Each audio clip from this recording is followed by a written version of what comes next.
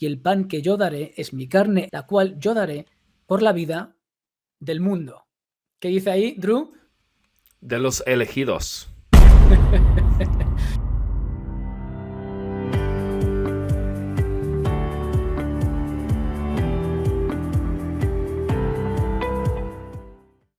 Buenos días y bienvenidos a todos a un nuevo episodio de La Verdad de la Biblia. Hoy vamos a hablar de Juan 6:44, pero bajo el plano contextual. Ya hicimos un vídeo donde analizamos Juan 6:44, el versículo en particular, y vimos cómo cualquier argumento calvinista pues realmente no está fundado en el texto.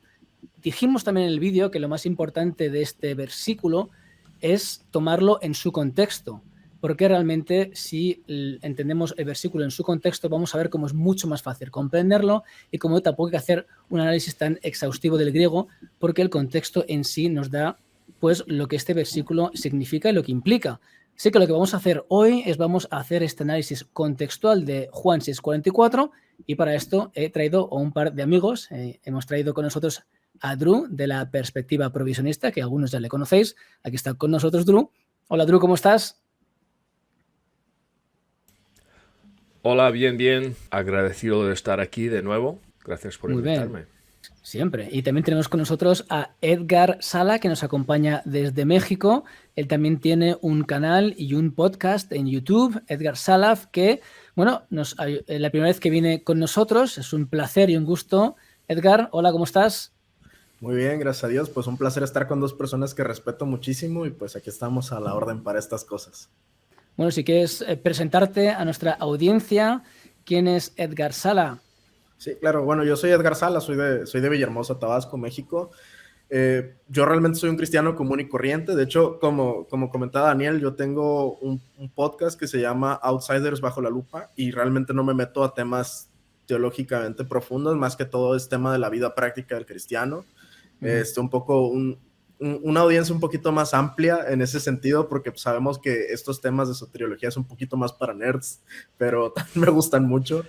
En temas de teología usualmente estoy un poco más como invitado que en mi canal. En mi canal hay cosas variadas. Realmente tomen en cuenta que es un canal personal en el cual últimamente pues he subido más material cristiano y cualquier cosa pues están invitadísimos a revisar si algo de mi canal les puede servir, pues gloria a Dios. Está con ese @ de Edgar Salaf y el podcast está dentro de mi canal y el podcast se llama Outsiders bajo la lupa y también lo pueden encontrar en Apple Music, es Apple Podcast, perdón, Apple Podcast, en Spotify y demás plataformas. Pero realmente a mí lo que me divierte muchísimo también es estos temas un poquito complicados, donde hay diferencias entre cristianos y con dos personas que específicamente yo respeto, porque no es solamente lo que dicen, es la forma en la que lo dicen. Y entonces espero yo estar en ese mismo tenor. Muy bien, bueno, pues a todos los que veáis, sus dos canales van a estar en la descripción del vídeo para que podáis seguirles. Drew tiene el canal en inglés, él es el copresentador junto con Eric, temas muy interesantes también ahí. Y Edgar también, bueno, pues podéis ver también el link de su canal para que también podáis seguirle, ¿vale? Así que bueno, vamos a... Antes de empezar a leer el capítulo 6, vamos a ver un poco que se nos presente de una manera Stillman, ¿no?, la posición calvinista. Así que, Edgar, si quieres presentarnos qué es lo que piensa un calvinista cuando lee Juan 6:44. Claro, bueno, en este caso es muy obvio que yo no soy calvinista, pero voy a tratar de hacerlo de la manera más respetuosa posible, apegada a lo que creen, pero no me voy a ir tan profundo, solamente voy a hacer algo que sea muy práctico. En Juan 6:44 leemos que dice: ninguno puede venir a mí si el Padre que me envió no le trajere, y yo le resucitaré en el día postrero. Esta última parte, y yo le resucitaré en el día postrero, no hay tanta contienda. Creo que todos estamos de acuerdo que existe una resurrección de los muertos al final de cuentas, pero lo que estamos contendiendo un poquito es: ninguno puede venir a mí si el Padre que me envió no le trajere. Esto a los calvinistas, este versículo, cuando leen esas dos frases, les confirman tres cosas. La primera es que estamos completamente inhábiles de acudir a Dios. Es decir, en el calvinismo existe una doctrina que se llama depravación total, que significa para ellos significa que cuando el hombre pecó, cuando el hombre cae en pecado, todo alrededor, todo lo que sea carne está depravado de tal manera que el hombre está imposibilitado de voltear a ver a Dios, de responder de manera positiva o de creerle. Es decir, el hombre está programado continuamente para despreciar, para desechar, para negar a Dios. Esa es la condición natural del hombre para el hermano calvinista. Entonces, este versículo cuando dice ninguno puede venir a mí, para ellos es como si fuera una confirmación de ese punto. Es decir, ahí dice ninguno puede venir a mí, es decir, nadie tiene la capacidad de responder hacia mí. Eso es lo que un hermano calvinista podría estar leyendo. Y luego van a decir también, no quiero interrumpir, pero responder positivamente, ¿verdad? Porque dicen que se puede responder, pero vas a responder con rechazo, ¿verdad? Sí, que tu única respuesta es negativa siempre. Y justo aquí, ¿cómo es que el calvinismo en teoría vence a esta respuesta negativa? ¿Cómo el calvinismo propone que Dios vence a nuestra negatividad hacia él? Y ahí es donde ellos leen, si el Padre que me envió no le trajere, y les confirma dos cosas. En el calvinismo, como estamos tan depravados que no podemos responder a Dios, tuvo que pasar algo desde antes de la fundación del mundo, porque Dios decreta todas las cosas que van a pasar. Dios decretó que hubiera unas personas que eran los elegidos desde antes de la fundación del mundo, que seguramente en el canal de Daniel ya hay respuesta de toda esa doctrina. Por si tienen la duda, ahí lo pueden checar en la playlist de soteriología. Para los calvinistas eso se llama elección incondicional, es decir, Dios sin ninguna condición, de manera arbitraria, que sí hay calvinistas que dicen la palabra arbitrario, quiero que se sepa, de manera arbitraria, es decir, que no hay ningún otro árbitro por encima de él es el único árbitro el que decide quién sí y quién no. Bueno, él eligió a unas personas por nombre desde mucho antes de la fundación del mundo para que en algún punto de su vida y de su historia pudieran creer. ¿Y cómo es que ellos van a creer? Van a ser llamados por esa gracia irresistible, que para un calvinista la gracia irresistible es el llamado de Dios en el cual es efectivo, y cuando Dios te hace ese llamado, tú lo vas a voltear a ver a él. ¿Cómo es que sucede eso? Para los calvinistas hay dos opciones. La opción número uno es, ellos cuando leen Efesios 2:8 creen que la fe es un regalo de Dios. Entonces ellos dicen, Dios cuando me llama, por su gracia, me regala la fe para que yo pueda creer y mediante esa fe alcance la gracia salvadora. Ellos a esta fe la llaman fe salvífica, que es una fe diferente a la fe natural. Ellos creen que la fe natural solamente puede creer en todo lo que no sea Dios. Puedes creer en cosas increíbles menos en Dios, menos en la verdad. Entonces, Dios tiene que poner esa fe salvífica para que tú ahora sí creas en él y ya puedas ser salvado. Esa sería una forma en la que Dios te trae, con ese llamado y poniendo la fe para que puedas creer. La otra es una solución que se le conoce también como fe simultánea o regeneración y fe simultáneas, que es en el momento que tú comienzas a creer, lo que pasa es que te estás dando cuenta que Dios te está regenerando. Entonces es como algo que pasa al mismo tiempo, que escuchas la predicación y eso activa que tú creas y te vas dando cuenta cómo la regeneración de Dios va pasando hacia adelante. Es una postura que me parece un poquito más respetuosa con lo que enseña Efesios 2:8. No estoy completamente de acuerdo con ella, pero definitivamente la regeneración previa a la fe es la postura más común de los calvinistas, pero también tenemos a Juan Calvino, que Juan Calvino de plano sí decía que la regeneración no es antes de la fe. Eso lo pueden ustedes checar en su comentario sobre Efesios 2:8-9. Pero bueno, eso ya sería un poquito inconsistente con el texto. Pero bueno, esas son las soluciones calvinistas a esto. Entonces, cuando un calvinista lee este versículo, piensa, nadie es capaz de responder positivamente a mí, a no ser que yo le haya elegido y en un momento dado lo haya llamado para traerlo a mi presencia y en ese momento pueda creer. Eso es lo que el calvinista promedio lee cuando dice, ninguno puede venir a mí si el Padre que me envió no le trajera. Entonces, para ellos, entiendo que lo dicen con todo el amor del mundo y con buena intención. Esta es la única manera en la que podemos decir que la salvación es toda de Dios, que Él te haya elegido y que Él te haya llamado y que Él te haya incluso a veces puesto la fe para que tú puedas creer en Él. Y ahora sí vengas a Él y puedas tener ese derecho a ser resucitado en el día postrero. Más o menos esa sería la postura calvinista.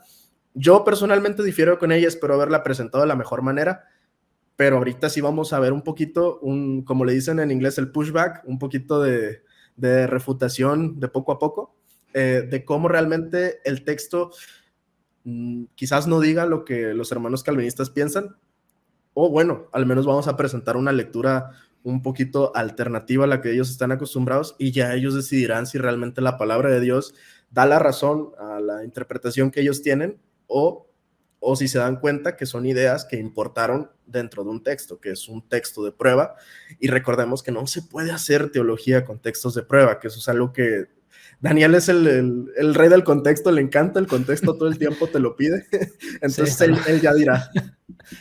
Daniel, el rey del contexto. Bueno, vale.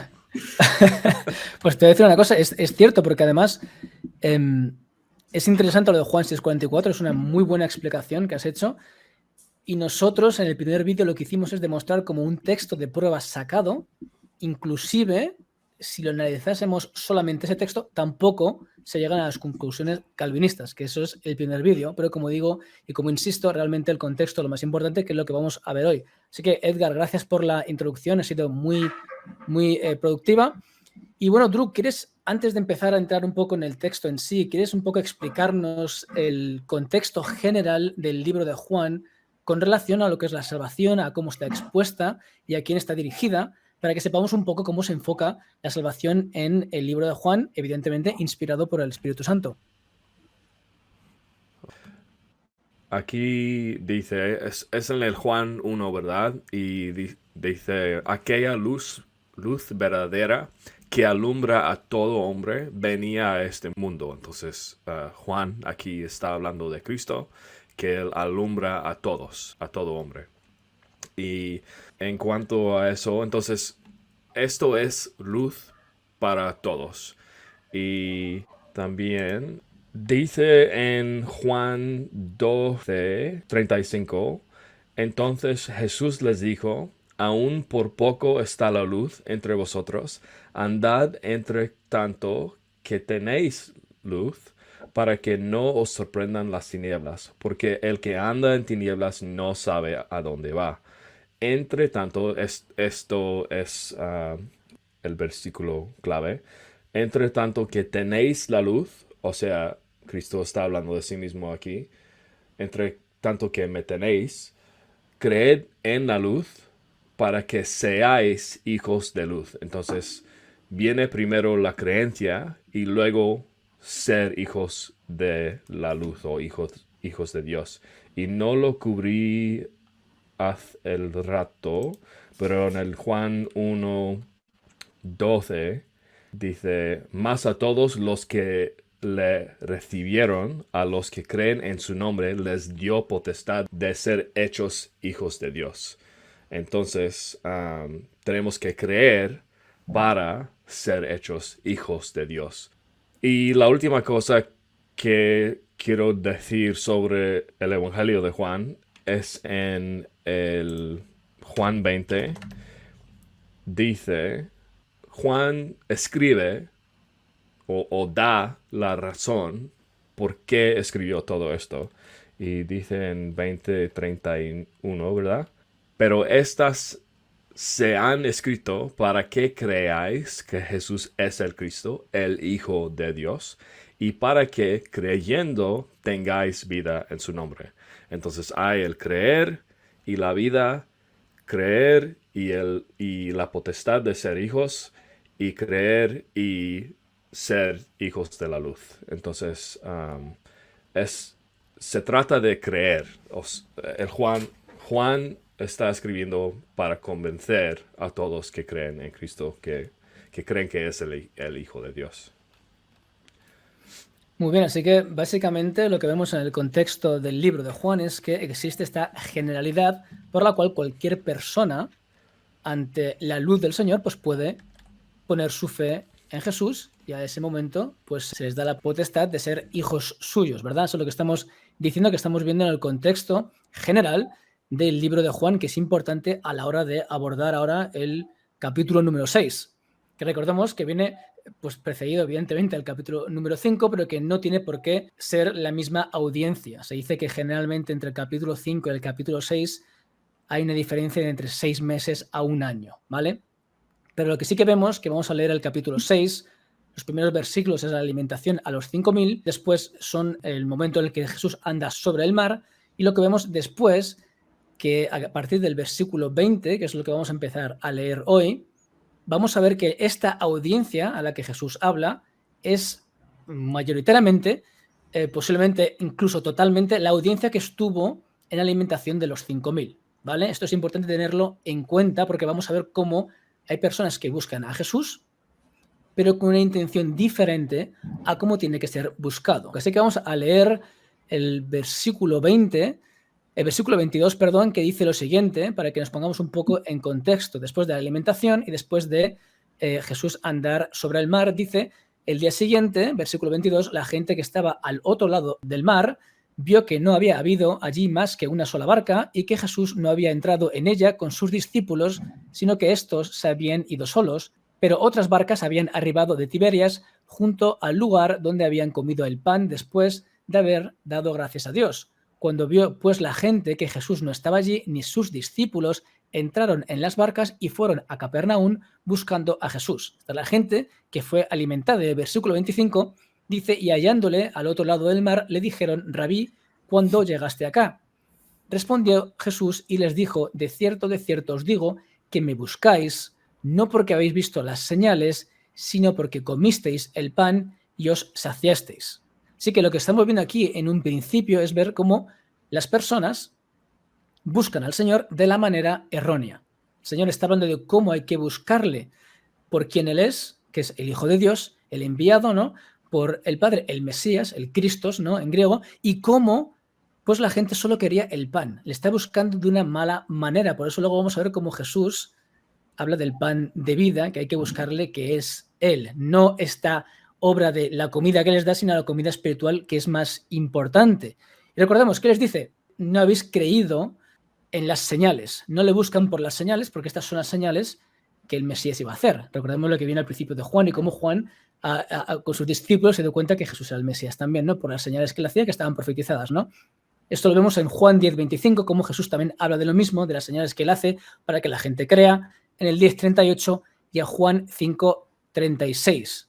¿No? Pondremos estos versículos en la pantalla para que la gente los pueda ver, y vosotros que estéis en vuestras casas tranquilamente pues dais al stop y podéis ver el versículo y leerlo tranquilamente, y si no, leerlo a la antigua usanza y coger una Biblia, que es también muy interesante. Sí que vemos esto, ¿no? El 27, trabajad no por la comida que perece, sino por la comida que a vida eterna permanece, la cual el Hijo del Hombre os dará, porque a este señaló Dios el Padre. ¿Algún tipo de comentario que tengas que hacer aquí sobre estos versículos que estamos viendo? Sí. Por ejemplo, ahora que estabas hablando de que la gente no lo buscaba de la manera correcta, creo que entendemos que esto pasa con aquella audiencia que lo buscaba específicamente por la comida, pero como habíamos dicho, pues podemos sacar enseñanzas prácticas que podemos aplicar el día de hoy, y no necesariamente tendríamos que haber sido de la gente que gustó de esa multiplicación de los panes, ni nada de eso.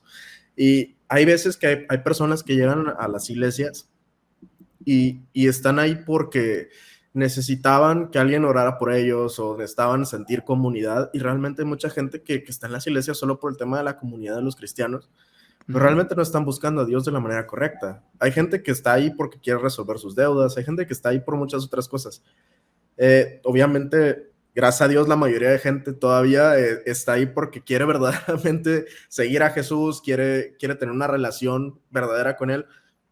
Pero es a lo que ese versículo también podría servirnos el día de hoy, en decir, claro que hay gente que en cierta manera quiere buscar algo de Cristo, pero solo quieren buscar las cosas que de poco aprovechan, en lugar de verdaderamente buscarle para algo que sea eterno. Esa es una. Y luego la otra es, depende de la manera que tú busques a Dios, es la respuesta que vas a tener de Dios. En el caso de nosotros, creemos que cuando alguien busca a Dios de corazón sincero, Dios todo el tiempo está activo, vive en nuestro corazón el Espíritu Santo y muchas veces somos movidos a predicarle a personas y esas personas era justo lo que necesitaban escuchar. Entonces Dios no deja solos a las personas. Dios sí responde a las personas que lo buscan con corazón sincero y aquí tomando en cuenta mi postura de explicar qué cree el calvinismo, había dicho yo que el calvinismo cree que la fe es un don de Dios, un regalo de Dios. Y a veces usan, porque dicen ellos, no solamente Agustín enseñó eso, porque nosotros les decimos que solo Agustín enseñaba eso y los gnósticos. Ellos decían, no solamente lo enseñó Agustín, lo enseñó Jerónimo y lo enseñó Juan Crisóstomo. Pero cuando uno ve las posturas de Jerónimo y de Juan Crisóstomo, ellos decían que cuando una persona sinceramente buscaba a Dios, entonces Dios le concedía creer. O sea, Dios le permitía creer y le hacía ese regalo de fe. Entonces, vemos pues que incluso tomando parte de la enseñanza de ese pasaje, sí, se sigue abonando el caso de que, bueno, si buscas a Dios, Dios te va a conceder las cosas. Dios te va a conceder poderle creer. Entonces, solamente quería presentar un poquito eso basándome en la palabra de buscar a Jesús y buscarlo de la manera correcta, tanto de la manera práctica y un poquito una pequeña semblanza histórica de lo que creían algunos personajes del cristianismo antiguo. Muy bien, interesante. Seguimos. El versículo 27, aquí interesante como dice, trabajad no por la comida que perece, sino por la comida que a vida eterna permanece, la cual el Hijo del Hombre os dará, porque a este señaló Dios el Padre. Aquí está dando a entender a Jesús claramente quién es Él, qué es lo que ha venido a hacer y a quién representa, ¿no? Que es lo que vamos a ver contextualmente, cómo va a influir mucho en lo que veremos después en los versículos que todos conocemos, ¿no? Y el versículo 28 dice, entonces le dijeron, ¿qué debemos hacer para poner en práctica las obras de Dios? Respondió Jesús y les dijo, esta es la obra de Dios, que creáis en aquel en el que Él ha enviado. Y aquí viene una cosa muy importante. Algunas personas, evidentemente del campo reformado, calvinista, interpretan que la obra de Dios es el creer, en el sentido de que te da esta regeneración que precede la fe para que la gente pues, pueda aceptar el Evangelio. Ahora bien, contextualmente, ¿está diciendo esto aquí Jesús? ¿Qué es lo que piensas, Drew? Sí, o sea, estamos haciendo este análisis contextual, ¿verdad? Y debemos fijarnos en que son los judíos aquí que están hablando, que están haciendo estas preguntas. Y preguntan, ¿qué debemos hacer para poner en práctica las obras de Dios? ¿Cuáles son las obras de Dios? Y respondió Jesús y les dijo, esta es la obra de Dios, que creáis en el que Él ha enviado. Entonces, hay algunos que van a decir que no, que es una obra, la fe es una obra, pero es que Dios que da el don de esta obra y así puedes creer y todo eso. Pero yo pienso que Cristo, como el maestro enseñador que era, toma su palabra, la palabra de los judíos, de obra, y él está diciendo, la obra que tienes que hacer es creer en mí. Entonces, él está como directando, o sea, guiando a ellos a que no se trate de las obras, pero de tener fe en mí, de poner su confianza en mí. Muy bien, básicamente eso, sí, que básicamente lo que está haciendo Jesús es redirigir la pregunta que ellos hacen. ¿Quieres hacer la obra de Dios? Cree en mí, es lo que tienes que hacer, creer en mí, que no creéis en mí ni con las obras que hago, solo queréis comida, ¿no? Y os estoy diciendo que la comida que Él os da, o que yo os doy, como Él diría, es la comida espiritual.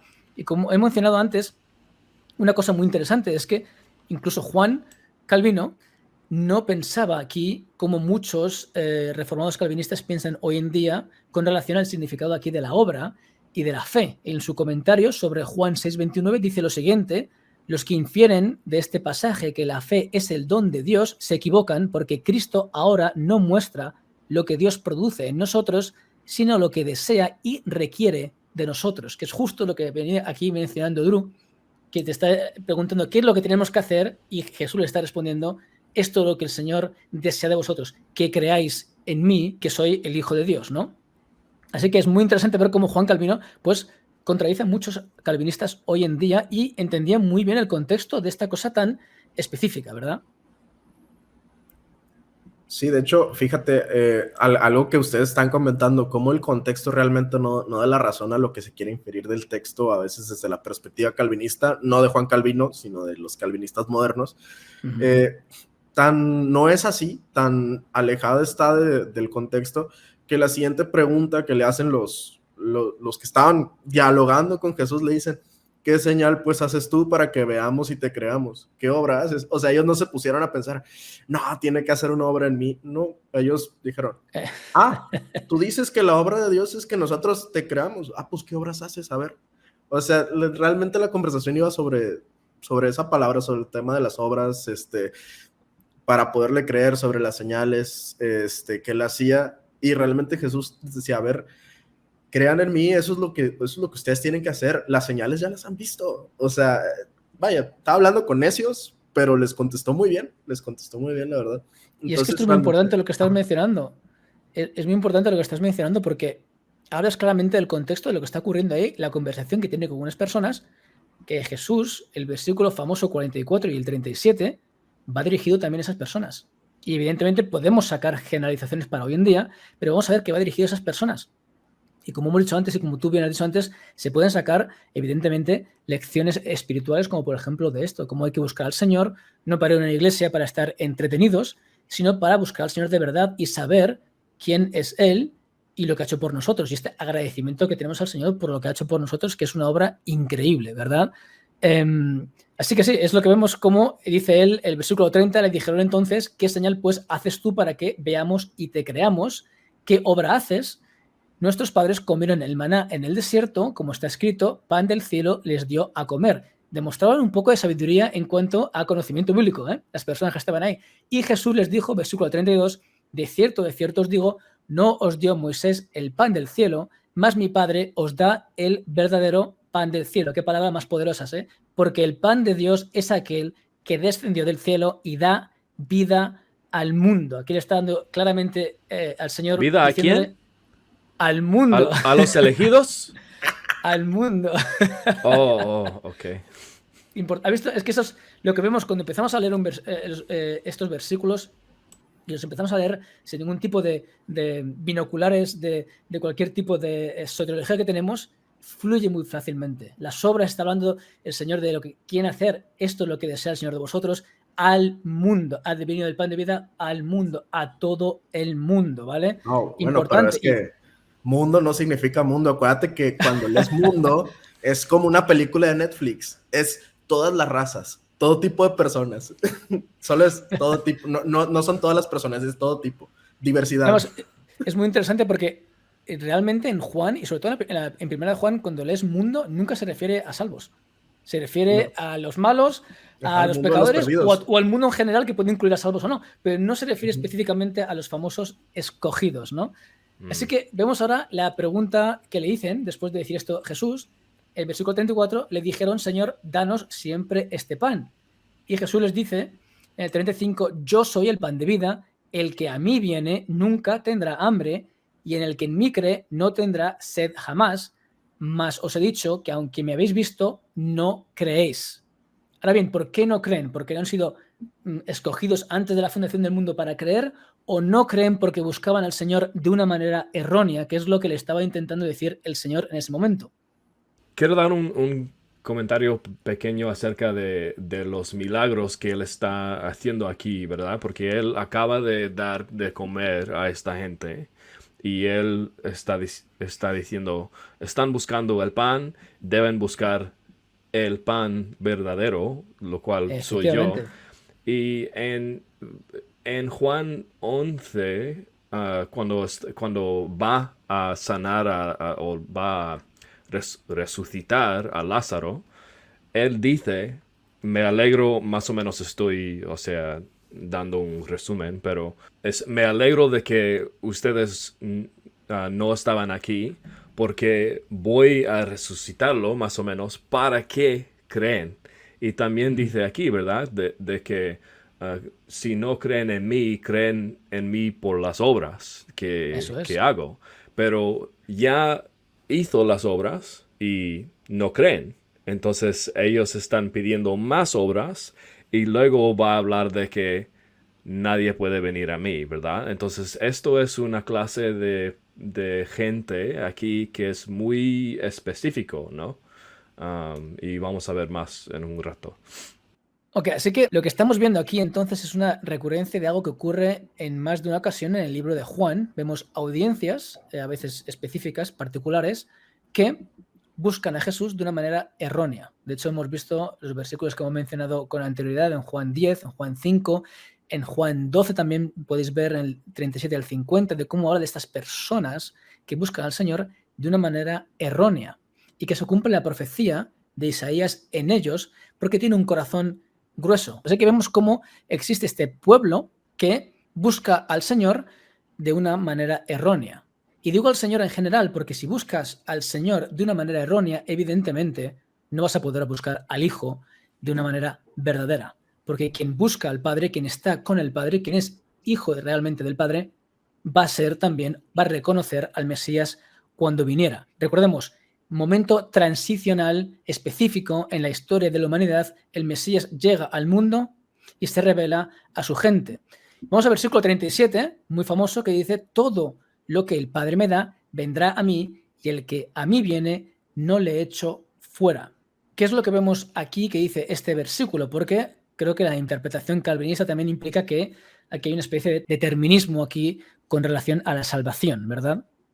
Sí, el problema aquí es que algunos ven todo lo que el Padre me da vendrá a mí y al que a mí viene no le echo fuera. Ven ah, todo lo que el Padre me dio como si es un pueblo elegido antes de la fundación del mundo, que él tiene en mente aquí, pero él dice que me da, o sea que me está dando. Tiempo No presente. es, ajá, no dio y ya. Y vamos a ver en un rato en los versículos que siguen el 44, de qué, o sea, de qué tipo de persona él tiene en mente aquí. Y todos, acuérdense que está hablando de los judíos, todo lo que el Padre me da, no que me dio. Y dice, estoy de acuerdo que cualquier persona que el Padre da a Cristo, viene. O sea, eso es una garantiza, ¿verdad? No hay duda ahí, no tengo problema con eso, pero ¿quiénes son? Es la pregunta, ¿verdad? Claro, es importante ver cómo estamos hablando de un tiempo presente. Así que esto también es importante, es algo que está pasando en ese momento específico, en el sentido de que ocurre en tiempo real. Los que el Padre da al Señor, ellos van a ir a el Hijo, ¿verdad? Y como dice él, al que viene a Jesús, evidentemente Jesús no le va a echar fuera, ¿vale? Así que vemos cómo sigue este contexto importante de lo que implica venir al Hijo y cómo tiene que ser dado por el Padre. Creo que es algo que no implica, bajo ningún concepto, un tipo de interpretación fatalista ni determinista en ningún momento al leer estas palabras, ¿no? Así que seguimos adelante. ¿Tienes algo que añadir, Edgar? En mi caso, estoy muy de acuerdo con lo que dice Drew y ya más adelante también vamos a ver un poquito cómo el Juan 6:45 yo creo que está perfectamente ligado a Juan 6:37, pequeño spoiler, pero básicamente este versículo lo que te está diciendo es que es un momento en el tiempo, es un momento en el tiempo presente y estamos hablando un poquito con el mismo mindset que había en Juan 10, de que pues mis ovejas oyen mi voz, yo las conozco y me siguen, y yo les doy vida eterna y no perecerán jamás, ni nadie las arrebatará de mi mano. Es que es casi lo mismo, o sea, nadie las arrebatará de mi mano, y lo dice, mi Padre que me las dio es mayor que todos y nadie las puede arrebatar de la mano de mi Padre. Yo y el Padre uno somos. O sea, básicamente, ok, si ustedes conocen al Padre, yo ya que estoy aquí, ustedes pueden venir a mí, porque el Padre es el que me los ha dado a ustedes, y ustedes reconocen mi voz porque pues es la misma voz que la del Padre, ya que pues son uno. Y eso es yo creo un poquito el mindset que tienen, vaya, a lo que se está refiriendo Jesús en este pasaje y a cómo lo comunica el apóstol Juan, que es exactamente el mismo sentimiento que vemos en Juan 10, porque son casi las mismas palabras, diferente imagen que utiliza en Juan 10 como el tema de las ovejas, pero las palabras, el sentido son muy, muy parecidos, y yo creo que no podemos desconectar ese capítulo, Juan 10, no podemos desconectarlo de Juan 6, a pesar de que no sean exactamente el mismo momento. Cuando tú ves que el sentimiento es el mismo, no puedes desconectarlo, así como la teología de Pablo no puedes desconectar en sí muchas cosas que dicen Romanos con otras que dicen Efesios, porque dicen lo mismo con unas cuantas variaciones de palabras. Además es muy interesante justo lo de las ovejas.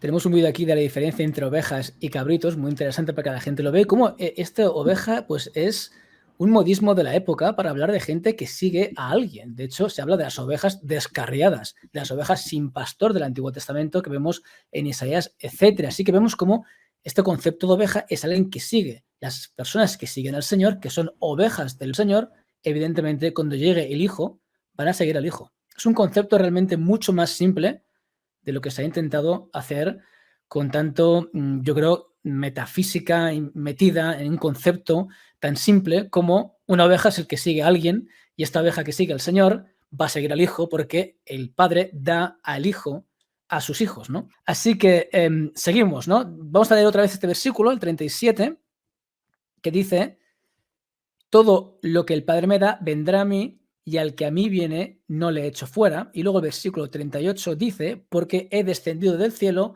no para hacer mi voluntad, sino la voluntad del que me envió. Y esta es la voluntad del Padre, el que me envió, que todo lo que me diere no pierda yo nada, sino que lo resucite en el día postrero.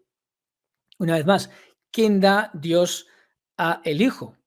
Si partes con la idea de que es algo metafísico antes de la fundación del mundo, vas a encontrar pues con este determinismo que vemos en este campo, ¿no? Pero si lo entendemos como es lo que vemos contextualmente, evidentemente los que están en el Padre, los que buscan al Padre, los que están los que son ovejas del Padre, pues van a ir al Hijo, se los va a dar al Hijo, evidentemente, y no va a perder nada, y van a ser resucitados, porque están en la familia de Cristo, ¿verdad?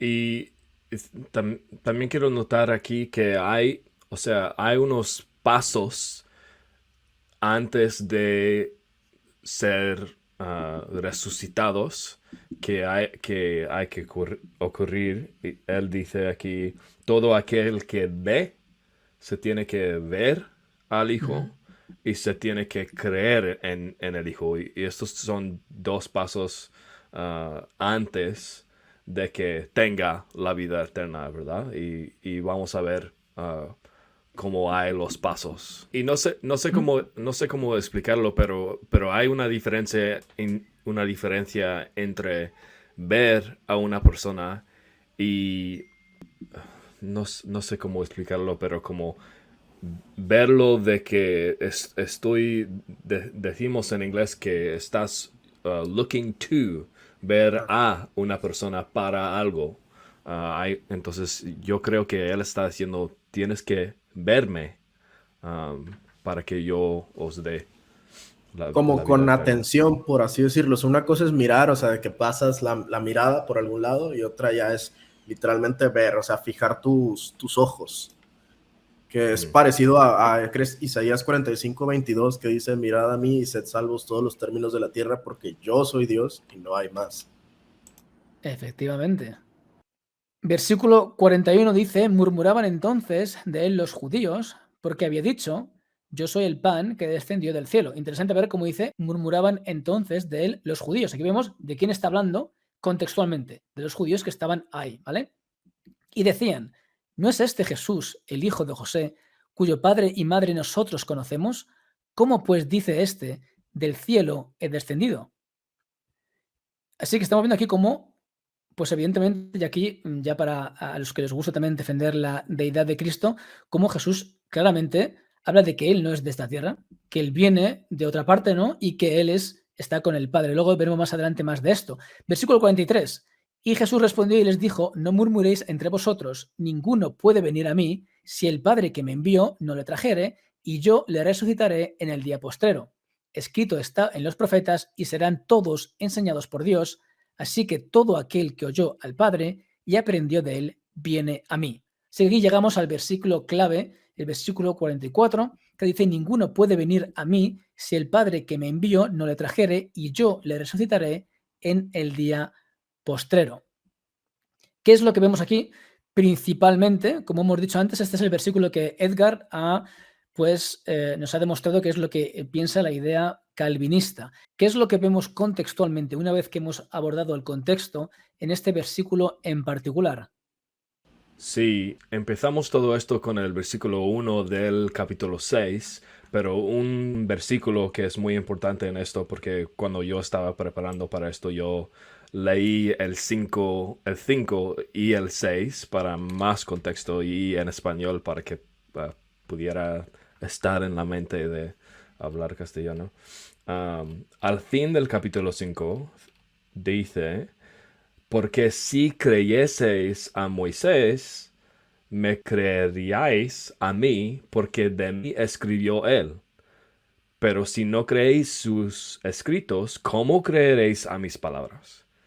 Entonces él está diciendo que si creen a Moisés, creerán en mí. Pero no es así, porque no le creen, ¿verdad? Y dice eso también en el versículo 45.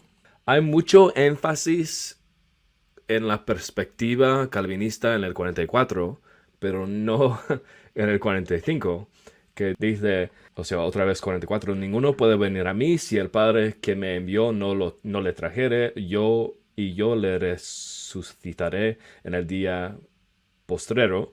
Escrito está en los profetas, ya serán todos enseñados por Dios. Así que todo aquel que oyó al Padre y aprendió de él, viene a mí. Entonces tenemos que ver, oír, aprender y creer, ¿verdad? Hay pasos aquí. Él está diciendo que si oyen al Padre y ya aprendieron de él, vinieran a mí. Pero vemos que no es así. Entonces está hablando de un pueblo que en un contexto específico, que están ahí para el pan, para los milagros, pero no estaban oyendo a Moisés, no estaban siguiendo sus escrituras y todo eso, y entonces tampoco van a seguir a Cristo. Y vemos ahí, me encantó tu ejemplo, Edgar, cuando hablabas de que hay gente que viene a la iglesia para las cosas y el apoyo y todo eso, ¿verdad?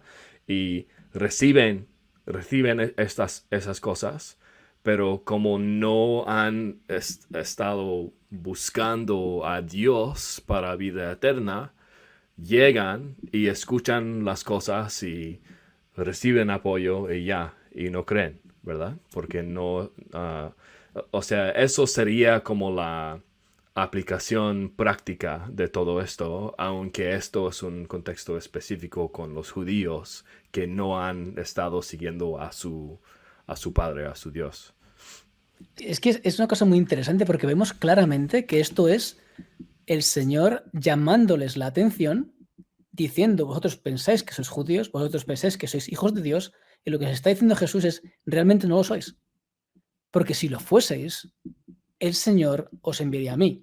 Esto es básicamente lo que el 44 y el 45 dice, como tú vienes diciendo anteriormente del capítulo 5, que Jesús en Juan está intentando dar a entender a las personas. No le reciben porque realmente no conocen al Padre de verdad. Lo hacen de una manera superficial. Y me acordé de que en el Juan 1, él dice, ¿verdad? ¿Verdad que es en el 11, yo creo, el 1:11? Sí, a lo suyo vino y los suyos no le recibieron. Mas a todos los que le recibieron, a los que creen en su nombre, les dio potestad de ser hechos hijos de Dios. Entonces, el Evangelio de Juan, él está escribiendo a la mayoría gentiles, ¿verdad? Y él está diciendo, su pueblo no lo recibió. Aquí son los ejemplos de cómo no lo recibieron, pero ustedes, ya que oyeron, ya que están oyendo de estos milagros, pueden, porque todo aquel que cree en él recibe la potestad de ser hijos de Dios, ¿verdad? Yo creo que la audiencia pueda entender cómo este tipo de teología de elección, escoger y este tipo de cosas, y nadie puede venir, etcétera, que lo meten con tanta teología, yo creo que estamos pudiendo dejar en evidencia que es mucho más simple. Jesús llega a su pueblo, la gente no le recibe y les está llamando la atención y diciendo, realmente no sois hijos de quien pensáis que sois, no seguís, no sois ovejas de quien pensáis que sois, porque si lo fueseis, Dios os enseñaría y Dios enseña a quienes son sus hijos y entonces vendríais a mí, porque para que pudieseis venir a mí tenéis que ser dados o traídos por el Padre, depende del 37 o el 44. Y esto es muy interesante porque la palabra que vemos en griego que se utiliza aquí, el versículo 45, cuando menciona a Isaías que dice serán todos enseñados por Dios, esta palabra que es didactos la vemos otra vez mencionada por Pablo en 1 Corintios 2:13 cuando dice, lo cual también hablamos no con palabras enseñadas por sabiduría humana, sino con las que enseña el Espíritu, acomodando lo espiritual a lo espiritual. Aquí está hablando de personas que han recibido el Espíritu Santo, lo dice en el versículo 12, y nosotros no hemos recibido el Espíritu del mundo, sino el Espíritu que proviene de Dios para que sepamos lo que Dios nos ha concedido. Y ahora habla de cómo esta enseñanza viene del Espíritu, que son las que estos apóstoles tienen o nosotros tenemos. Lo que estamos viendo aquí es que aquellos que son enseñados por Dios solo pueden ser personas que están en el redil del Señor, en esa época que están con el Señor. El Señor no va a enseñar a gente que no le sigue. Así que contextualmente creo que se puede ver claramente cómo estamos viendo cómo existe un pueblo que realmente se pensaban que eran hijos de Dios y que realmente lo único que buscaban era la bendición por comida carnal y poco más. No querían realmente servir al Señor. Y lo que le está diciendo Jesús es esto. Vosotros no buscáis al Señor a quien decís que buscáis. Les está exponiendo su incredulidad al Padre y le dice, por eso no podéis venir a mí. Porque para que podáis venir a mí os tiene que traer el Padre. Y para que el Padre os traiga a mí, tenéis que ser sus ovejas y no lo sois. Efectivamente, de hecho, muchas de las ideas que están diciendo las encuentro en Juan 1, cuando están los discípulos apenas llegando con Cristo. Por ejemplo, Andrés llega con Simón Pedro y le dice, hemos hallado al Mesías, que traducido es el Cristo. Y luego es donde, y le trajo a Jesús, y mirándolo Jesús ya le cambia de nombre a Pedro, ¿no? Porque Jesús como es Dios, le encanta cambiarle de nombre a la gente. Dios hace eso con Abraham, Dios hace eso con todo el mundo. Jesús hace exactamente lo mismo. Llego a la tierra, me encarno, le voy a cambiar de nombre a alguien. Pero es dato curioso. Era decimos en inglés, su alpha move, su movimiento de alfa. Sí. Para demostrar que está eso aquí, no va a ser tu nombre.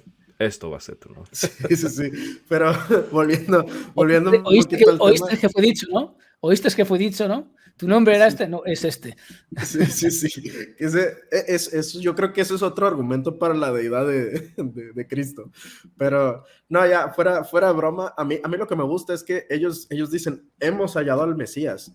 Y luego después es que le traen a Jesús a Pedro. Entonces tuvo que haber una aprobación de Pedro, porque no es como, sí, qué bueno que hallaron al Mesías y se va. No, o sea, él verdaderamente tenía un interés en conocer a ese Jesús. Y ellos, puedes ver cómo sí los discípulos tenían una sed de encontrar al Mesías, porque en el versículo 43 de Juan 1, siguen llamando versículos, pero yo me quiero detener con Felipe y donde haya a Natanael, que le dice, hemos hallado aquel, ese es el Juan 1:45, hemos hallado aquel de quien escribió Moisés en la ley, así como los profetas, a Jesús, el hijo de José de Nazaret. Y aquí algo curioso, que es como de aquel quien escribió Moisés en la ley. Si le crees a Moisés, entonces me tienes que creer a mí, si soy del que escribió Moisés. Y luego todavía más adelante, ya cuando Jesús se encuentra con Natanael en el 47, dice, cuando Jesús vio a Natanael que se le acercaba, dijo a él, he aquí un verdadero israelita en quien no hay engaño. Y entonces Natanael le dice, ¿de dónde me conoces? Y Jesús le responde, antes que Felipe te llamara, cuando estabas debajo de la higuera, te vi. Te vi. Y ahí es donde yo digo, caray, este cuate Natanael, como le dicen, un verdadero israelita, alguien que sí, en serio, tenía una relación sincera con Dios, procuraba tener una relación con Dios. Y además lo vio, vaya, cuando dice Jesús de que te vi, y eso de cómo me conoces, es como decir, yo y el Padre no somos. Si tú tienes una relación con él, tú tienes una relación conmigo. Y esa es la respuesta de Natanael, pues es básicamente, Rabí, tú eres el Hijo de Dios, tú eres el Rey de Israel, que eso es completamente mesiánico, reconocerlo como incluso como Dios mismo. Esa respuesta que dio Natanael es, tú eres con el que tengo relación. Y luego, de hecho, pues bueno, ya Jesús le dice todavía que verá cosas mayores de las que está viendo ahorita, y bueno, claro que las vieron, ¿no? Pero en Juan 1 vemos un poquito este contexto de estas personas ya procuraban una relación con Dios. Estas personas, cuando llega el Mesías, lo aceptan de inmediato, porque era de quien se había escrito, porque era de quien ya les había enseñado el Padre. Y entonces cuando se les presenta él, oyen su voz y lo siguen, porque en el 43 nada más les dice, sígueme, y lo siguieron. ¿Por qué? Porque eran ovejas, porque ellos ya seguían al Padre, ya creían en el Padre. Entonces cuando el Hijo se encarna y hace ese llamado, claro que lo van a seguir. Y eso es, yo creo, un poquito el tema de esa transición, de esa época de transición donde Dios está en la tierra, o sea, Emmanuel, vaya, Dios con nosotros. Y él está llamando a los que son suyos y los va a ordenar para que hagan cosas increíbles mucho después, que lo vemos en la oración por los discípulos y la oración por los que han de creer y todo eso. Pero vemos realmente que se complementa perfectamente con lo que estamos viendo de Juan 6. Y algunos el Señor les llama también para que les sigan y les dicen que no, como por ejemplo el joven rico, ¿no? Para que veamos cómo hay gente que se preocupa de otras cosas y no creen al Señor. El Señor les sigue llamando, que algunos por ahí dicen que cuando el Señor te llama es irresistible, pues el joven rico prueba justo lo contrario, ¿no? Que esto además Jesús mismo en directo, en carne y hueso, ¿eh? Ahí mismo. Así que vemos cómo se complementa todo, ¿no? Vemos cómo, yo creo que, sigo diciendo, reitero, espero que la audiencia vea cómo cuando empezamos a analizar la Biblia contextualmente, vemos lo mucho más rica que es. O sea, te das cuenta de lo impresionante que es y lo que está diciendo Jesús a su gente. Oye, pensáis que queréis la palabra de Dios y no la creéis, porque la palabra testifica de mí, y aquellos que realmente la creen son aquellos que son enseñados por Dios, y son aquellos, como ha hecho bien Edgar, que cuando Jesús viene y se presenta, lo reciben, sin ningún tipo de duda, porque ellos saben que es el Hijo de Dios. Había gente que se lo decía, Hijo de David, etcétera, ¿no? Ellos sabían que era el Mesías, pero otras personas que realmente no lo eran. Es una llamada a atención que la podemos sacar para todos hoy en día, incluso a nosotros, ¿no? De cómo nos podemos meter en este mundillo en el cual, pues, incluso podemos saber la Biblia perfectamente, pero no tener una relación con el Señor. Y no ver su manifestación porque estamos a otro tipo de cosas, ¿no? Yo creo que queda claro que en este momento es lo que estaba pasando también en este momento de la historia. Llega el mismo Hijo de Dios encarnado y no todo el mundo le cree. De hecho, la mayoría le rechaza. Es un corazón endurecido. Esa palabra que dijo Jesús de Isaías, que volvió a repetir Pablo en Hechos 28, de ese endurecimiento del pueblo, de la gente que no quiere buscar al Señor, que realmente pues tienen un Dios que es una religión, ¿no? Este tipo de me conocen de oídas, ¿no? Y de palabras, pero no le conocen realmente de corazón. Es como saber sobre una persona, ¿verdad? O saber unas cosas sobre la persona y conocer la persona. La cosa práctica aquí es que, como dijiste, hay gente, ¿verdad?, que crece en la iglesia, que están viendo quizás milagros o testimonios, el evangelio y todo esto, pero no han puesto su fe en Cristo. Tienen la fe de sus padres, ¿verdad? De sus antiguos, así, pero tienen que confiar en Cristo. Y en manera práctica, podemos ver aquí una advertencia para los que están en la iglesia, ¿verdad? Pero tienen que confiar en Cristo. Y como vamos a ver, Él da, y esto es un asunto muy raro también, contextual, que Él dice, da enseñanzas para alejar a la gente que no verdaderamente está interesado en Él, ¿verdad? Con tomar mi sangre y comer mi carne ¿Sí? y todo eso. Yo, de hecho, lo que estás mencionando, Drew, es muy interesante porque hace unos años, como 3 o 4 años, hice una predicación sobre esto, el problema de la segunda y tercera generación de cristianos, de los que nacen en una familia cristiana, que a veces pues nos conformamos y realmente no nos hemos convertido de verdad, sino nos hemos convertido pues de una religión que hemos crecido, como cualquier musulmán o como cualquier otra persona en otra religión, y cómo es necesario esa transformación y poner nuestra fe en Cristo, de igual manera que hicieron nuestros padres, nosotros también. Es muy interesante lo que acabas de decir. Sí, una cosita, fíjate, eso que comentaban ustedes, de que no te deja ver toda la riqueza del pasaje cuando nosotros venimos ya con una teología así de por medio, que a veces las cosas son tan simples, pero a la vez nos llevan a otras cosas más ricas. Yo creo que a veces eso nos pasa, muchas veces queremos leer la Biblia a la luz de nuestro sistema, en lugar de realmente iluminar el sistema con nuestra Biblia y ver si realmente, si lo estamos iluminando y vemos que tiene una mancha, un defecto, pues hay que quitársela. Y a veces nosotros queremos cuadrar la Biblia a nuestro sistema. Por ejemplo, Juan 6 para un calvinista es la elección de Dios por sobre nosotros. El Juan 6 para un católico romano es vamos a tragarnos literalmente la carne y la sangre de Cristo. En ninguna de las dos opciones las veo en el pasaje. Puede decir cosas. Continúa, sorry. Perdón, te digo, puede decir cosas que parezcan algo semejante a su teología, pero cuando uno lee el contexto, cuando uno verdaderamente lee todos los pasajes, no creo que se puedan llegar a las conclusiones que ellos tienen. Personalmente yo no lo creo porque a veces queremos nosotros insertarle algo a la Biblia y cuando vemos pasajes que podrían decir algo que yo ya creo, el sesgo de confirmación hace su trabajo. Entonces lo mejor es decir, Dios, yo tengo ciertas ideas, ayúdame a quitármelas. Y con la Biblia enséñame qué es lo que verdaderamente quiere decir. Y a veces podemos sacar toda esta riqueza, como de Juan 6 hemos hablado, de Juan 12, de Juan 10, de Juan 3, de Juan 1, en un ratito. De la salvación para todos los que creen, de cómo el Señor se complace de aquellos que le buscan y de cómo hay personas que realmente piensan que le buscan, pero realmente buscan algo que no es lo que el Señor quiere de nosotros. Así que es lo que dice Edgar, de este pequeño trozo sale realmente lo que está reflejado en el libro de Juan, que se ve reflejado también realmente en toda la Escritura. Y vas a decir algo también, Drew, antes cuando estaba hablando Edgar, dinos, ¿qué ibas a compartir?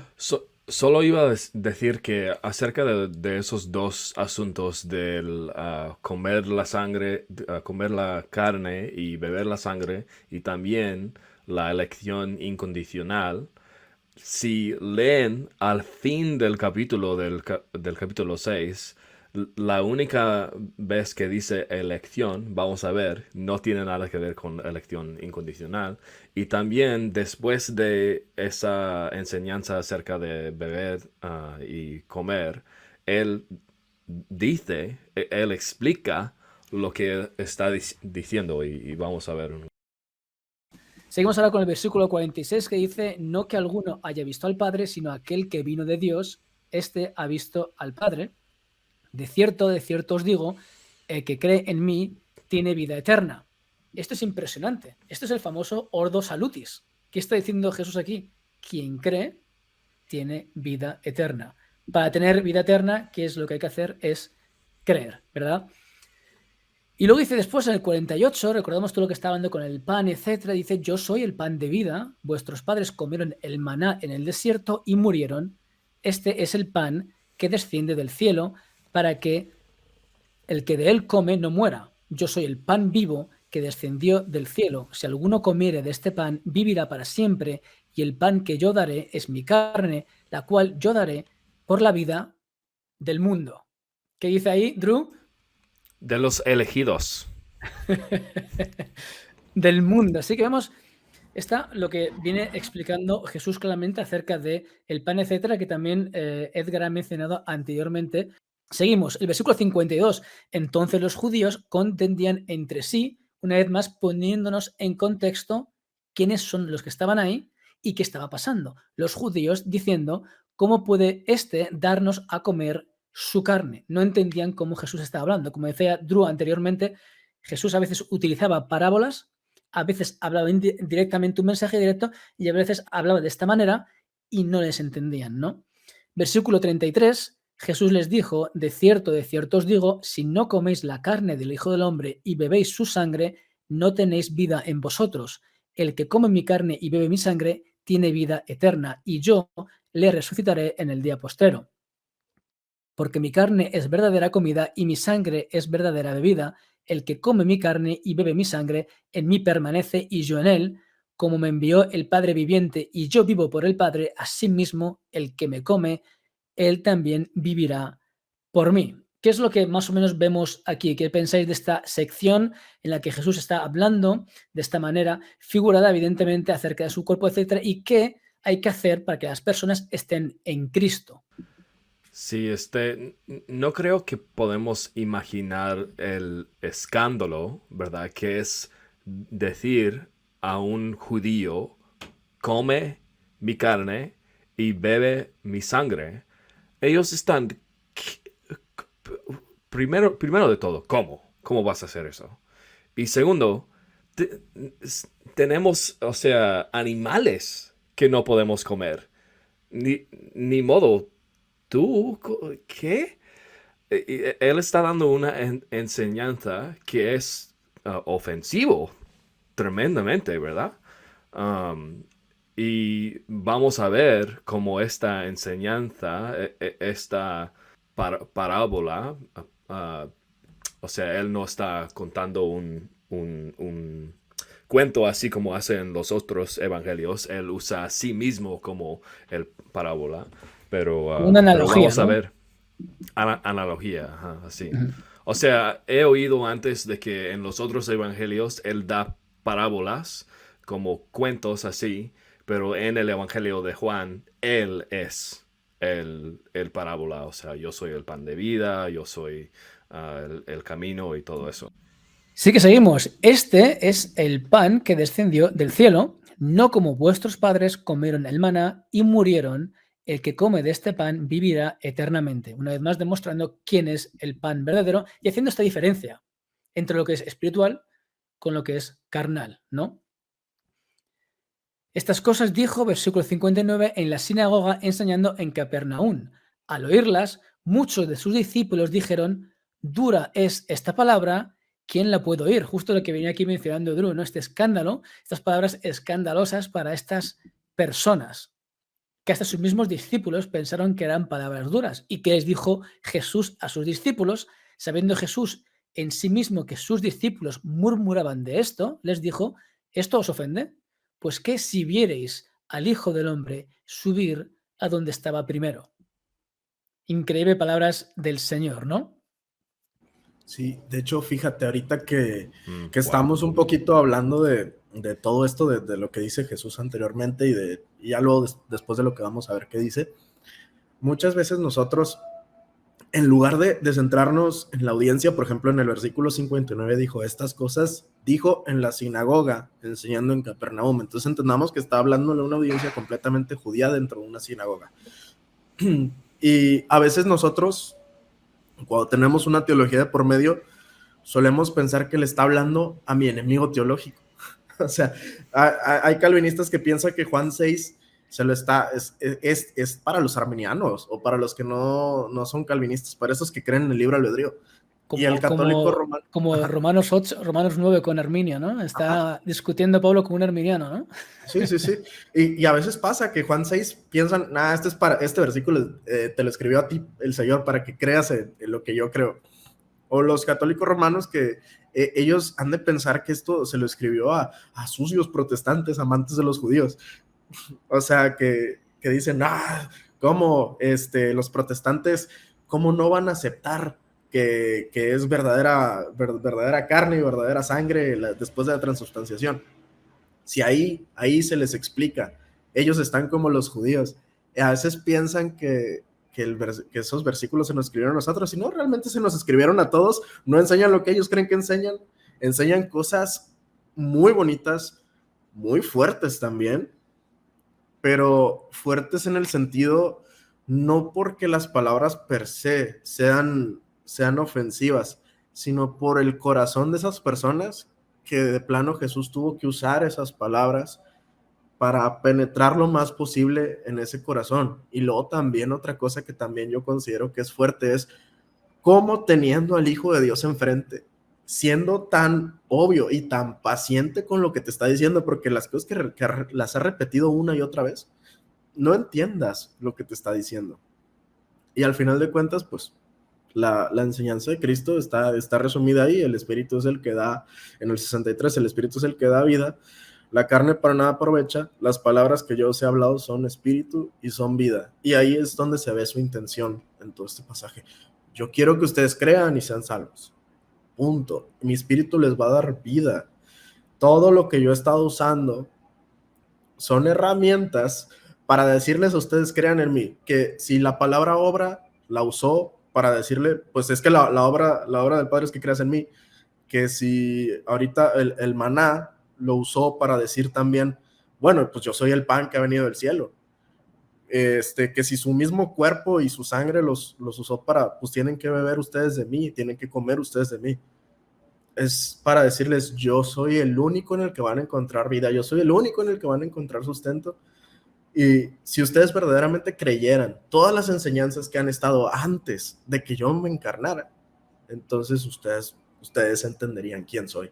Pero por desgracia, pues no lo están entendiendo, y es muy difícil. O sea, como dice todo este pasaje, a veces creo que hay que pensar que nuestro Señor conocía lo que había en la mente y en los corazones de los que tenía enfrente. Y aún así con ese amor les insistía. Es lo que yo pienso a veces. Es el amor de Dios demostrado, que es lo que nos quiere demostrar. Lo que quiere, no quiere que nadie perezca, sino que todo el mundo pues venga al arrepentimiento. Es lo que está demostrando aquí. Es lo que quiere, está hablándoles para que se conviertan, para que le busquen de multiformes maneras, ¿no? Para que puedan, de una manera escandalosa, de muchas formas, por la palabra de Dios, por el testimonio de la palabra, por los milagros, está el Señor buscando a su pueblo para que su pueblo le reconozca y puedan ser salvos. Y a nosotros también. Es el mensaje de la palabra del Señor, que es lo que también pues Drew ha mencionado al principio. Este es el mensaje del Señor, ¿no? Cómo Él quiere darnos vida y nos está explicando cómo tener vida. No es un mensaje tan profundo, teológico, que va con tantas cosas tan trascendentales, etc. Es una cosa mucho más simple. El Señor viniendo a buscar a su gente para que la gente se convierta, y en este caso morir por la humanidad, para que el mensaje sea predicado a toda la tierra y que todo el mundo pues pueda ser hechos hijos de Dios mediante la fe, ¿no? Todo es por la gracia del Señor, ¿no? Como dice Pablo también, ¿no? Versículo 64, después de leer el 63, ¿qué dice ahora? Pero hay algunos de vosotros que no creen, porque Jesús sabía desde el principio quiénes eran los que no creían y quién le había de entregar. Sí que él sabía que había personas que no creían, ¿verdad? Y ahora viene el famoso versículo 65, y dijo, por eso os he dicho que ninguno puede venir a mí si no le fuere dado del Padre. Lo que venimos diciendo hasta ahora, viene explicando quién es Él y cómo las personas que están en el Padre, los hijos de Dios, van a ir a Cristo, y por eso dice, como no creéis en mí, evidentemente, no vais a venir a mí. El Padre no os va a llevar a mí. El Padre no os va a dar porque no creéis en mí. Esto es realmente lo que está dejando claro a las personas que están ahí. Y es importante notar también que eso es temporaria, ¿verdad?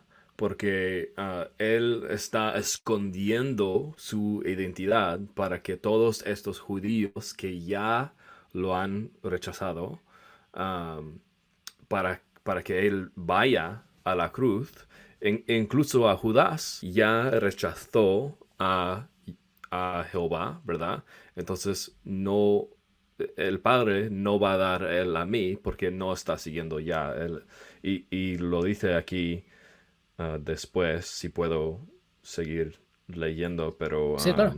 desde entonces muchos de sus discípulos volvieron atrás y ya no andaban con él. Dijo entonces Jesús a los 12, incluso a Judas, ¿verdad? ¿Queréis acaso iros también vosotros? Le respondió Simón Pedro: Señor, ¿a quién iremos? Tú tienes las palabras de vida eterna. Vemos que Simón Pedro, que su respuesta era: estamos aquí para la vida eterna. ¿Quién más tiene la vida eterna? ¿A dónde vamos a ir si no eres tú? Y entonces luego dice: tú tienes las palabras de vida eterna. Y nosotros hemos creído y conocemos que tú eres el Cristo, el Hijo del Dios viviente. Jesús les respondió: no os he escogido. Ahí tenemos esa palabra, ¿verdad?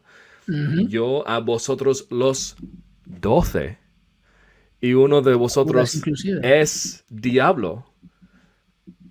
Aquí Cristo está hablando de, o sea, si vamos a decir que este capítulo se trata de elección incondicional, la única mencionada de esa palabra es en escoger a un diablo, el Judas. Y no es para la salvación ni para la condenación, sino para su rol para ser apóstol, en este caso para ser traidor. Él ya, en mi opinión, como veo todo esto, él está puesto ya para ser traidor, ¿verdad? No, de Y hecho, sí. recuerdo en el último vídeo que hicimos juntos, cuando hablaste del provisionismo, explicaste cómo esta elección del Señor a los discípulos tenía un propósito, y el propósito era de llevar fruto y que la gente escuchase el Evangelio de la salvación por medio de los discípulos, predicado inicialmente al pueblo judío, pero luego también al pueblo gentil, que es el ministerio, por ejemplo, que Pablo tenía, ¿no?, para el pueblo gentil. Y a mí me llama mucha atención esta parte de Juan 6:68, cuando Pedro le responde, y en el 69 dice: y nosotros hemos creído y conocemos que tú eres el Cristo, el Hijo del Dios viviente. ¿Qué está diciendo aquí? Justo lo que ellos estaban dando cuenta, que había la diferencia entre ellos y los otros judíos que estaban ahí. ¿Cuál es la diferencia? Que ellos no querían a Jesús, que no le querían a él. Por eso Jesús les está hablando de esta manera, porque no me creen. Y como no me creen, el Padre no me os da a mí, y vosotros no podéis venir a mí. Para que podáis venir a mí, el Padre os tiene que traer, pero vosotros tampoco busquéis al Padre. Entonces aquí vemos cómo los que se han quedado con él son los que realmente sabían quién Jesús era. Había Sí, sido revelado por medio del Señor, habían sido enseñados por Dios, y el Padre se los daba al Hijo. de hecho, volviendo al Juan 6:65, que dice que ninguno puede venir a mí si no le fuere dado por el Padre. Eso de si no le fuere dado es si no le fuera permitido, y a veces el calvinista entiende: ¿ves? Es que tú no puedes si el Señor no te llama con su gracia irresistible. Pero aquí eso de si no le fuera dado no implica que sea un permiso unilateral individual. Si hablamos de una decisión unilateral en el asunto, es que Dios ha declarado que todo aquel que en él crea tiene permiso de venir. Eso es algo unilateral, que Dios ha dicho: pues todo aquel que cumpla con esto, entonces sí puede venir. Pero yo aquí veo, por ejemplo, en Lucas 11, 9 al 10, dice: y yo os digo, pedid y se os dará, buscad y hallaréis, llamad y se os abrirá, porque todo aquel que pide recibe, y el que busca halla, y al que llama se le abrirá. Pero qué cosa, gente puede decir ahorita: no, ese versículo no está hablando de ningún tema que tenga que ver con tener relación con Dios y de ser salvo. Y claro que sí. En Lucas 11:13 dice: pues si vosotros, siendo malos, sabéis dar buenas dádivas a vuestros hijos, ¿cuánto más vuestro Padre Celestial dará el Espíritu Santo a los que se lo pidan? ¿Quiénes son los que reciben el Espíritu Santo? Los salvos. Entonces, para que uno sea salvo, para que uno tenga ese, ¿cómo se dice? Ese enabling, ese permiso de ir a Cristo es cosa de pedir, porque se nos dará. Si nosotros pedimos verdaderamente con nuestro corazón, se nos dará. Si nosotros buscamos de la manera correcta a Jesús, hallaremos. Entonces, si nosotros llamamos por ayuda, Él va a abrir la puerta y nos va a dejar pasar. Al final de cuentas, pues Él es el único camino, la verdad y la vida, y pues nadie va a poder llegar al Padre si no es por Él. Y eso es lo bonito, que Él ha dicho todo esto y ha dicho, estoy solo una llamada, básicamente. Pídeme que yo te lo quiero dar. Y eso es lo bonito. Si hay una decisión unilateral aquí, es que nuestro Dios ha decidido darle todas estas cosas a aquellos que creen. Ese es yo donde veo por así decirlo, el decreto de Dios. Mi voluntad es que todo aquel que crea sea salvo. Mi voluntad es que todo aquel que pida va a recibir. Y mi voluntad es que todo aquel que me busque me va a encontrar. Yo voy a poner los medios, pero yo voy a responder a esos corazones. Así es. Eso es como el Señor se presenta, y eso es que tenemos que a veces utilizar este tipo de vocablos calvinistas, pero para que lo puedan entender. Nosotros pensamos lo mismo, que el Señor ha decretado antes de la fundación del mundo que quien crea, pues sea su hijo. Eso es lo que él ha decretado, es lo que él bien le parece, como él le ha dado la gana en su soberanía, ¿no? Y bajo el puro afecto de su voluntad, ¿no? Así que yo creo que tampoco hay mucho problema en ese sentido, ¿no? Y solo quiero añadir que, o sea, como tú dijiste hace rato, Daniel, que esto es muy simple, pero también hay que hacer la esfuerza, ¿verdad? Porque no vamos a llegar a entender todo esto sin leer, sin estudiar. Ujú. Entonces, es simple, pero no es... no quiero decir que es difícil, porque no creo que es, pero no van a estar... No solo va a llegar a la mente, ¿verdad? Se tiene que leer y estudiar así. Es simple, pero en vez de solo leer el Juan 44, tienes que leer el Juan 45 y el Juan capítulo 5 y el 7, el 11 y todo eso. Que iba a decir, ya terminamos con el último versículo, cuando dice, hablaba de Judas Iscariote, hijo de Simón, porque este era el que le iba a entregar y era uno de los 12, como decía bien Drew, que estaba hablando de los que él escogió, ¿vale? Así que yo creo que con esto terminamos ya el capítulo 6 de Juan, pues este análisis contextual que hemos hecho entre los tres, y espero que las personas que estén viendo hayan podido comprender cómo contextualmente este capítulo pues fluye y es mucho más fácil de entender de lo que muchas veces intenta pues decir con tanta teología, ¿no? en estas cosas, ¿no? Así que este vídeo lo vamos a publicar, lo estamos grabando ahora, pero lo publicaremos, y el día que lo publicaremos vamos a estar los tres posiblemente respondiendo a preguntas. Así que si tienes algún tipo de preguntas en el chat, pues estaremos nosotros ahí para responderos y para ayudaros en cualquiera de las preguntas que tengáis, y que podamos también pues escuchar también vuestra opinión, ¿no? Que también nos interesa. Y si queréis dejar un comentario también igualmente. ¿Alguna cosa más que queráis añadir, Drew o Edgar? Sí, a mí me gustaría un poquito añadir un tema algo histórico. Hemos hecho mención de Juan Crisóstomo sobre Juan 6:44. Esto es lo que Juan Crisóstomo pensaba sobre Juan 6:44, que dice sobre que ninguno puede venir a mí si el Padre que me envió no le trajere. Él hace énfasis en eso y dice, los maniqueos saltan sobre estas palabras diciendo que nada está en nuestro propio poder.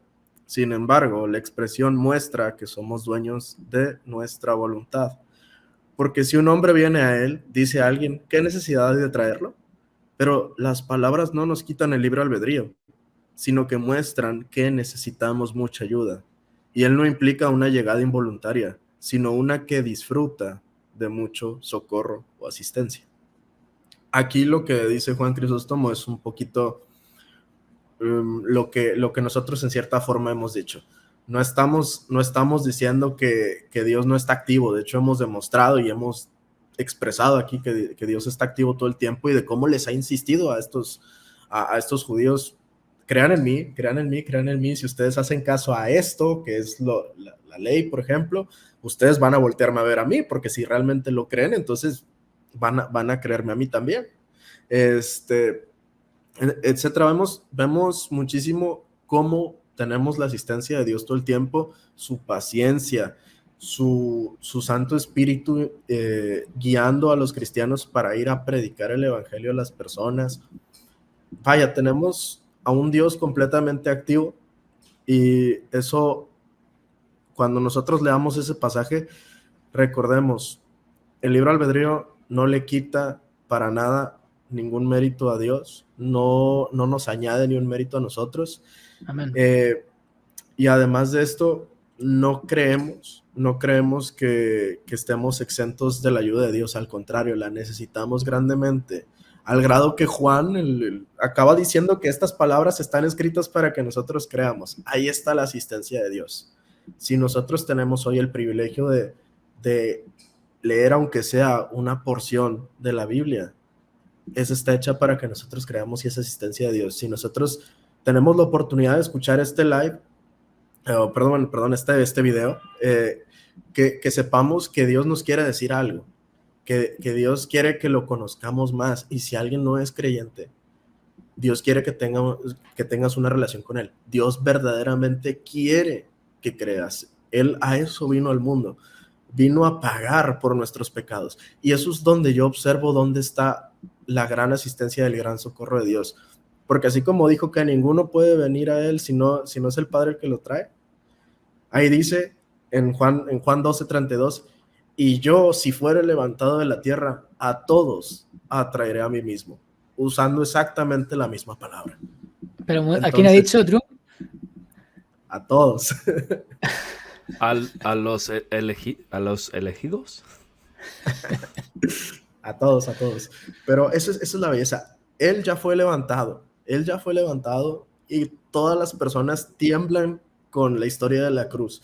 Hasta las personas más incrédulas, cuando ven a un inocente sufriendo de tal manera, claro que se conmueven, sienten cierta atracción, sienten cierto interés. Incluso las personas que rechazan el mensaje de la cruz tienen que hacer un esfuerzo activo por rechazarlo, porque se sienten atraídos a eso.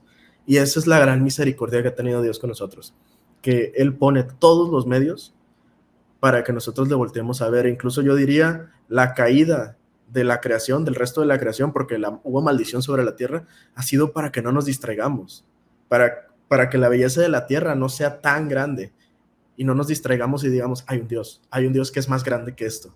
Y esa es la belleza de Dios, que desde el principio estuvo tras nosotros diciendo: Adán, ¿dónde estás? Dios fue el que fue a buscarle. Entonces tenemos un Dios que nos está buscando todo el tiempo. Él está llamando a todas las personas a que procedan al arrepentimiento, que conozcan de Él, que conozcan la verdad.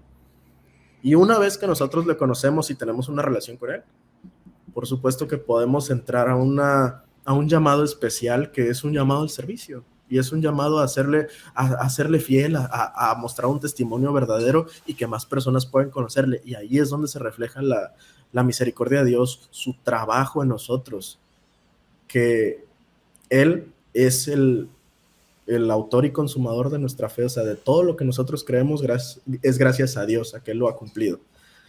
Y gracias a Él es que podemos hacer muchas cosas. Y gracias a Él es que las vidas son transformadas. Entonces, quiero que se entienda, el hecho de que nosotros no tomemos una interpretación calvinista no significa que creamos que tenemos mérito alguno. Al contrario, me despojo de cualquier mérito que yo tenga, porque el que murió en la cruz no fui yo, el que murió en la cruz no fue Drew, el que murió en la cruz no fue Daniel, el que murió en la cruz tampoco fue Pablo, ni Juan, fue Jesús, fue el Señor, fue nuestro Dios. Y no solamente eso, sino que resucitó. Y todo aquel que cree va a disfrutar de esos regalos que vienen, de aquel que venció a la muerte. Y así como Él la venció, nosotros también la vamos a vencer. Lo único que necesitas es creer, y Él te está llamando en ese momento. Entonces, ese es mi mensaje, y espero que sea el mensaje que todos estemos sintiendo en este momento, que verdaderamente hay un Dios que nos ama tanto, que ha hecho tantas cosas por nosotros y que lo único que tenemos que hacer es creer en las obras que Él hizo. Ahí está toda la mesa servida. Lo único que tenemos que hacer es mirar a Él y ser salvos. Y es todo lo que tenemos que hacer. Y ese mirar implica en cierta manera un cambio de dirección, un arrepentimiento, por así decirlo. Entonces, es lo que es, efectivamente. No hay fe en Cristo sin arrepentimiento. Siempre va a venir. Siempre va a venir. Entonces, nosotros solamente tenemos que hacer eso. Reconocer que somos pecadores delante de Dios y reconocerlo como el único Dios y Salvador del cual necesitamos. Y ese es el mensaje que hay en casi cada página de la Biblia, que tenemos un Dios tan grande y tan amoroso que se ha preocupado por nosotros, que ha puesto todos los medios necesarios para que nosotros podamos creerle. Y claro que podemos. Y ahí es donde entra tu decisión. Ahí es donde entra tu corazón sincero y busca a Dios. Pídele y Él te dará. Busca y vas a encontrar. Y si tú de verdad le pides recibir el Espíritu Santo, lo vas a tener, porque ese es Dios. Él ha decretado que va a salvar a aquellos que crean. Ahí en Joel dice que todo aquel que invocar el nombre de Jehová será salvo.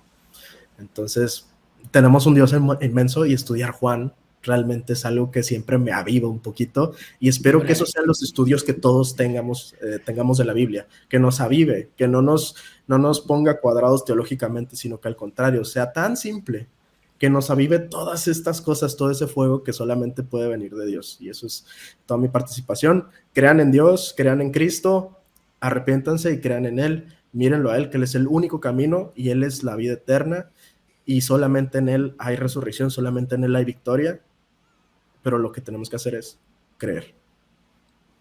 Amén. Amén. Bueno, pues así sea. Qué palabras más bonitas para terminar el episodio, Edgar. Totalmente de acuerdo en todo lo que ha dicho. La palabra de Dios es verdad y está viva, y el Señor nos habla a diario en la palabra. Y evidentemente, ya que estamos aquí, como ha dicho Edgar, invitamos a todos a que puedan leer el libro de Juan entero, porque hay palabras de vida eterna, están ahí en el libro de Juan, ¿no? Así que, bueno, pues con esto terminamos por hoy. No sé si quieres añadir algo, Drew. No. ¿Todo bien? Pues muy bien, terminamos con hoy. Espero que haya podido ser de bendición este vídeo para todos vosotros. Muchas gracias, Edgar. Muchas gracias, Drew, por venir y por unirse a nosotros aquí en este episodio sobre este análisis contextual de Juan 6:44. Espero que haya podido ser de bendición para vosotros y nos vemos en el próximo episodio. Muchas bendiciones y hasta la próxima ocasión.